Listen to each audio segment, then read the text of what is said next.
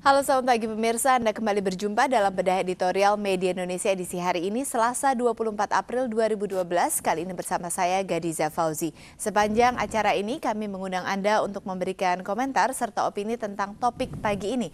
Anda dapat menghubungi kami melalui telepon di 021583022 atau SMS di 08111140772.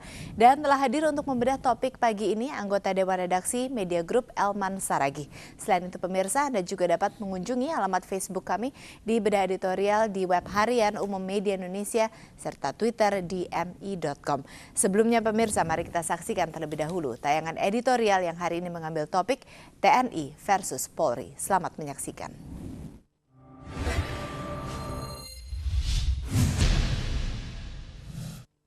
TNI versus Polri.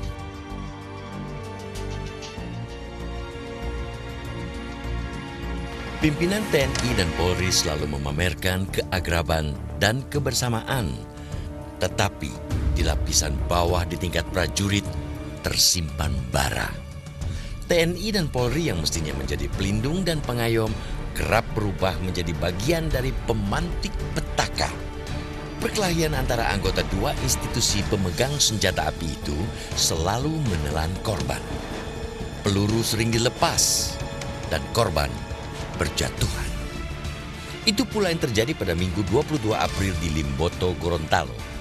Perkelahian itu terjadi antara anggota TNI dari Satuan Komando Strategis Angkatan Darat atau Kostrat dan anggota polisi Satuan Brigade Mobil atau Brimob Polda Gorontalo.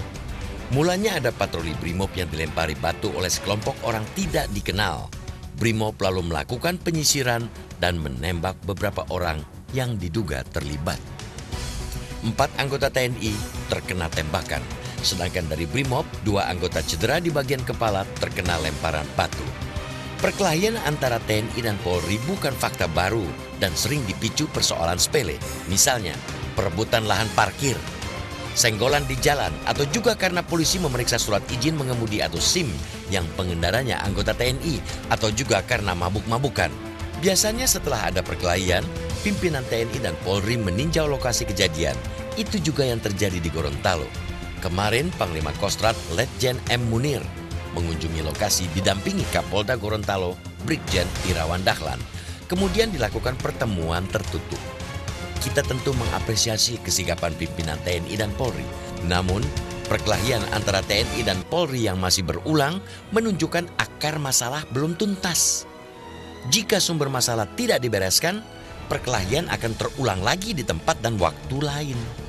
Bentrokan antara TNI dan Polri umumnya disertai mudahnya prajurit melepaskan tembakan. Hal itu sekaligus menunjukkan prajurit tidak memiliki disiplin yang tinggi. Padahal, mestinya prajurit tahu bahwa setiap butir peluru yang mereka hamburkan dibeli dengan uang rakyat dan bukan untuk digunakan dalam perkelahian antara TNI dan Polri. Lagi pula hanya pengecut yang berkelahi menggunakan senjata. Kunjungan bersama pimpinan TNI dan Polri memang menunjukkan keakraban, tetapi keakraban semu. Keakraban itu hanya di level perwira dan pemimpin, tidak dirasakan di lapisan bawah di tingkat prajurit. Perkelahian itu hanya puncak gunung es yang menyimpan potensi konflik yang lebih besar. Di antaranya menyangkut permasalahan kesejahteraan prajurit yang harus dicarikan solusi yang jitu oleh semua stakeholder. Jangan membiarkan prajurit mencari penyelesaian sendiri dengan senjata. Prajurit yang berkelahi dan melepaskan tembakan serta komandan masing-masing harus ditindak tegas. Tetapi, menghukum tanpa memperhatikan akar masalah, yaitu kesejahteraan mereka, hanyalah memelihara api dalam sekam. Setiap saat bisa membakar.